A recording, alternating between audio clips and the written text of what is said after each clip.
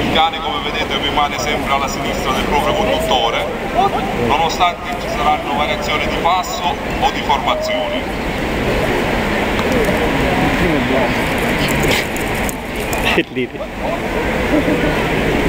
Gli ordini, forse l'avete sentito, vengono impartiti in lingua tedesca. Avete sentito un bus, poi sentirete altri ordini, sono tutti in lingua tedesca.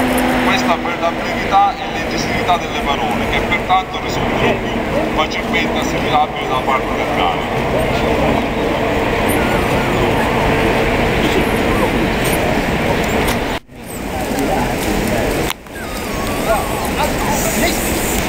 Durante gli esercizi di gruppo, come in questo caso, come vedete il cane è stato addestrato ad ignorare gli altri compagni. Se così non fosse tenderebbe ad affermare contestualmente la propria supremazia.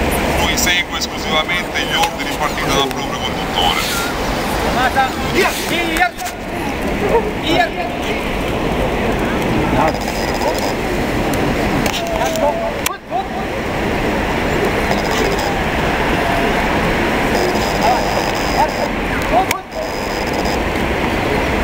State vedendo operare sono di razza pastore tedesco.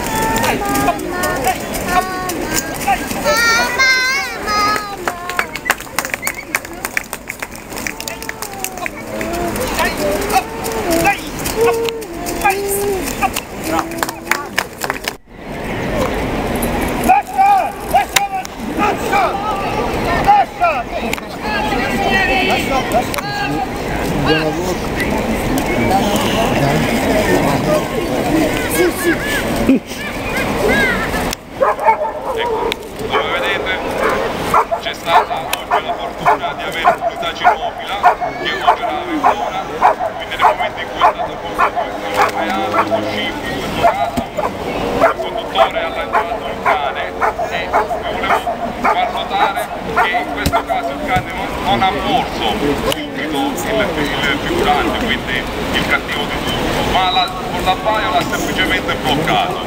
Però nel momento in cui il figurante si è mosso, i nostri cani sono abituati ad attaccarlo.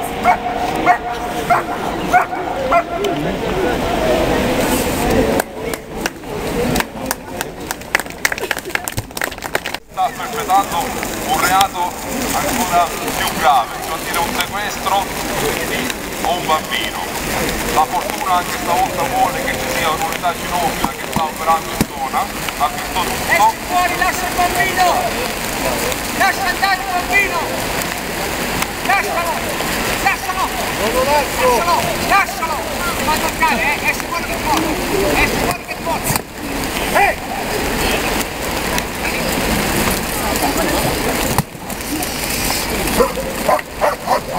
Vedete che anche in questo caso il cane comunque segnala al proprio conduttore la presenza del cattivo, ma non lo morde.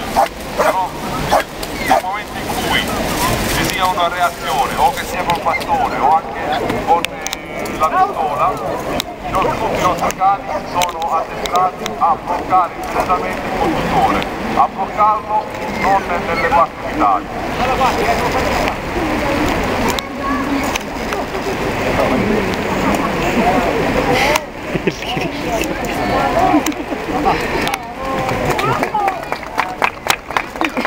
Non vogliamo fare assolutamente male ai nostri amici a quattro zampe, serve soltanto come attività alternativa nel momento in cui ci sia una situazione reale in cui il malvivente effettivamente sia armato di un bastone o di un'arma da fuoco, il cane non abbia paura di affrontarlo.